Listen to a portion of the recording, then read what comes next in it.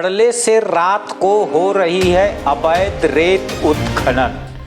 ग्रामीणों ने पकड़कर किया तहसीलदार को सूचित। मौके पर आकर तहसीलदार शंकरगढ़ ने जेसीबी और ट्रक को किया जब्त।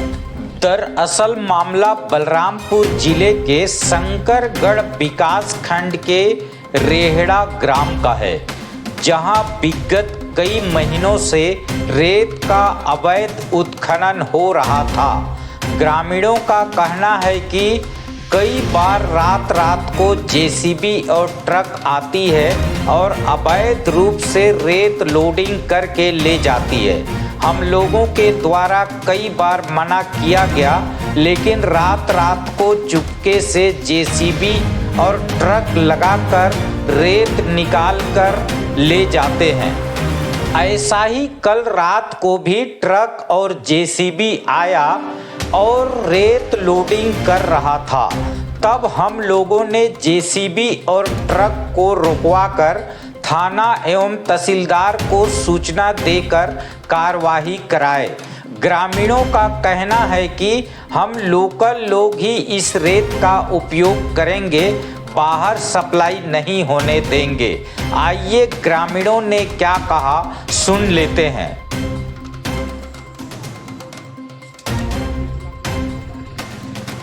कौन सा ग्राम पंचायत है? रहना। क्या मामला है? यहाँ देखिए बालू गर्त कानूनी से निकाल रहे हैं। यही को तो लगाया था हम।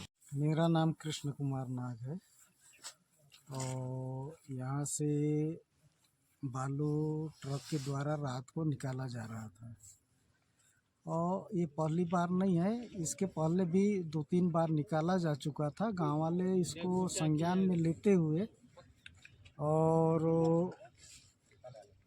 कल जब देखे कि ट्रक और जेसीबी इसमें घुसा है तो आके और यहाँ पे कार्रवाई के लिए चालू किए। पूरा गांव वाले घेर दिए। तो जैसे हमें नहीं किसी को नहीं बताया था, वो बीच में ही आते थे लुक छिप के और रात को आते थे।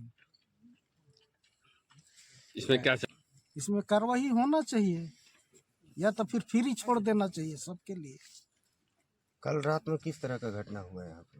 कल रात को सूचना मिला गांव के द्वारा और गांव के द्वारा सबको खबर किया गया कि भाई यहाँ पे मतलब ट्रक और जेसीबी आया हुआ है और यहाँ से जब भी ट्रक निकलता था तो ये ट्रक के साथ साथ जेसीबी भी जाता था।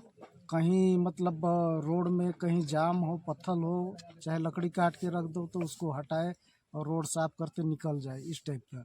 और बस्ती को छोड़ के इन लोग एक ठो शॉर्टकट रास्ता वहाँ झंडा मिलान होता है उसमें निकाला करते थे। शासन प्रशासन से इसका कार्रवाई हो और कार्रवाई नहीं होता है तो सबके लिए फ्री छोड़ा जाए। मेरा नाम रामजीत नाग, मैं ग्राम पंचायत का सरपंच और ये ग्राम चंद्रनगर है, ग्राम पंचायत रेहड़ा का आश्रित ग्राम। लोग ये अवैध खनन में कई बार गांव वाले से मिलकर भी प्रयास किए कि यहाँ से अवैध खनन न हो। कई बार मना किए, फिर गेट वगैरह भी लगाए, फिर भी लोग नहीं माने। तो बीच में हम लोग किसी लड़ाई झगड़ा करके छोड़ दिए थे, लेकिन ऐसा कुछ नहीं है।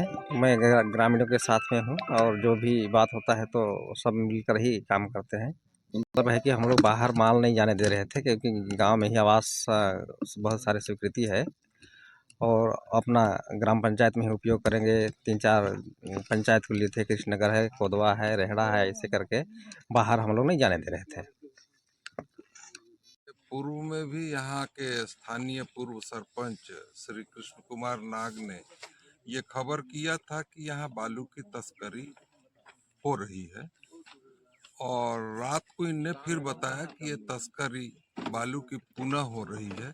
बाहर के लोग, यहाँ का एक जनपद सदस्य का पति अपने जेसीबी से बालू निकाल करके और ये बेचता है।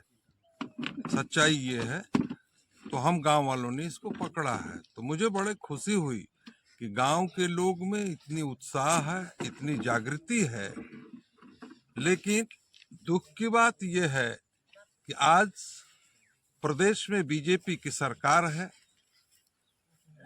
जैसा कि हमारे पूर्व सरपंच ने बताया कि एसडीएम साहब कह रहे हैं रात को कि मेरे बाल बच्चे नहीं है, रात को तुम खबर कर रहे हो, पुलिस आ रही है कुसमी से तो कह रहे कि आग हटा दो, हम गाड़ी लेकर के जा रहे हैं। ये तरीका जनता के साथ प्रजातांत्रिक व्यवहार के तहत उचित नहीं है। कौन सा शायद कौन कुसमी पुलिस आई थी, तो इससे जनता की आम मनोबल बहुत नीचे गिरती है। जनता के इस उत्साह को और प्रोत्साहित करने के लिए शासकीय अधिकारी कर्मचारियों को योगदान करनी चाहिए, ये मेरा मानना है।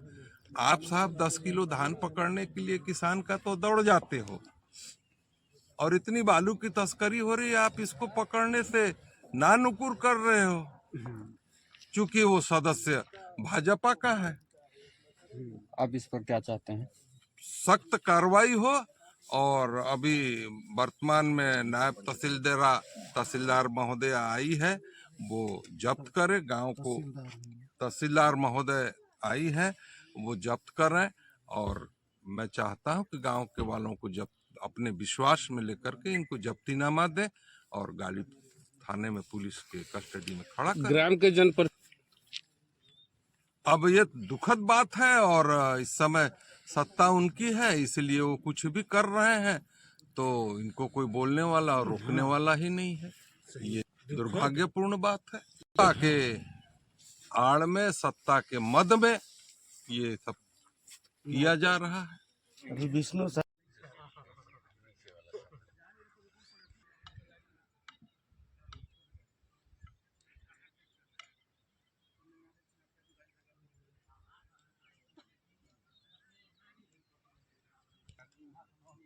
हाल इस खास रिपोर्ट में इतना ही।